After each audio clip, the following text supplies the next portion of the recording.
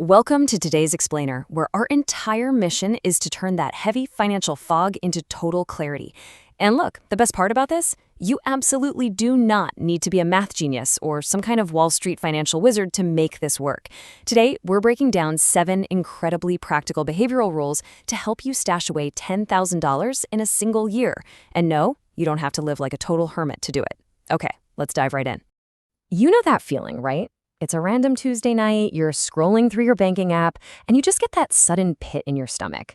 If you're feeling stressed out and totally intimidated by money, staring at your balance with that sinking feeling of late-night decision fatigue, I really need you to know that you are definitely not alone.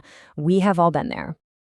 Actually, get this. According to a recent Goldman Sachs report, a shocking 40% of households earning over $500,000 a year actually claim to live paycheck to paycheck. Just let that sink in for a second. If families pulling in $500,000 a year still feel financially squeezed, it absolutely proves that just making more money doesn't automatically solve your financial stress. So here is our roadmap for today. We're going to cover locating your financial marker, building the engine room, mastering the psychology of spending, setting up the automation default, and we'll wrap it all up with a 5-point dashboard. All right, Chapter 1, locating your financial marker. We have to establish a baseline truth right out of the gate here. Money management isn't some intimidating math problem, it's actually a behavioral science problem. High earners often fail because of lifestyle creep. They make a little more, so they naturally just spend a little more. But meanwhile, highly disciplined, everyday earners use strict behavioral boundaries to just quietly build real wealth behind the scenes. It's not about how much you make, guys, it's about the systems you put in place to keep what you make. Which brings us to Chapter 2, the engine room.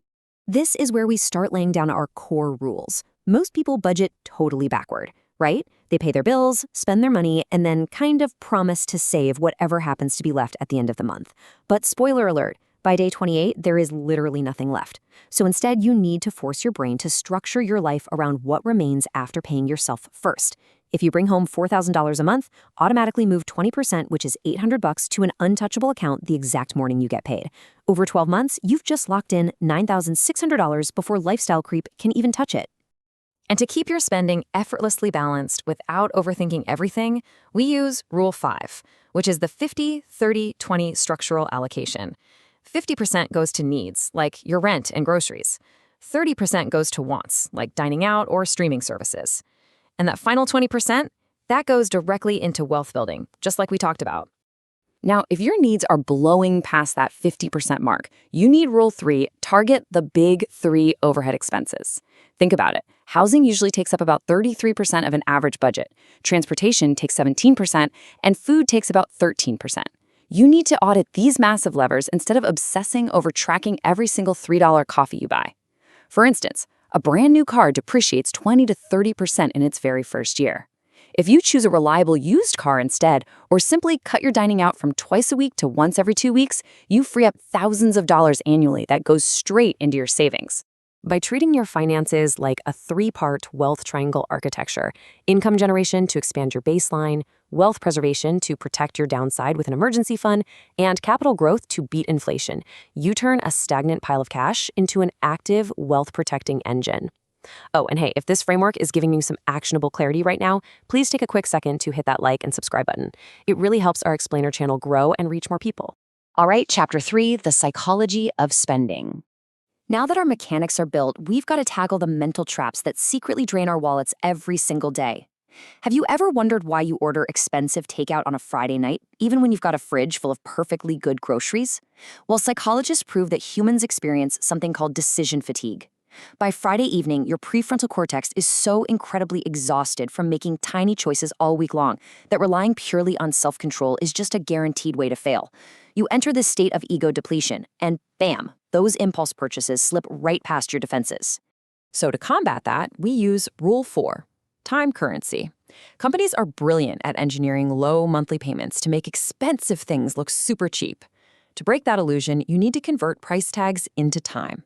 If you earn $30 an hour net, a $300 pair of designer sneakers doesn't cost $300. It costs 10 completely unrecoverable hours of your life. Converting dollars to personal labor instantly forces you to reassess whether a purchase is actually worth it. And speaking of impulse buys, e-commerce sites are psychologically designed to spark them through one-click checkouts and those stressful limited-time banners. To counter this, you deploy Rule 6, the 30-day cooling-off period. Just force yourself to walk away from non-essential digital carts for an entire month. In roughly 80% of cases, that acute neurochemical impulse to buy will completely fade away, and you'll realize you didn't even want the thing in the first place. Moving right along to Chapter 4, the automation default. With our psychology reframed, we now need to completely bypass human willpower. We just can't rely on being strong all the time. That is exactly why you need Rule 7, deploy a Ulysses contract. Named after the Greek hero who literally tied himself to a ship's mast to avoid the siren song, this behavioral economics tool removes temptation entirely. Simply set up automatic bank transfers to an out-of-sight account the day after payday. By automating your savings to an account you can't even see on your daily banking app, you don't even have to think about making the right choice. Discipline just becomes your automatic default state. Finally, Chapter 5, the 5-point dashboard.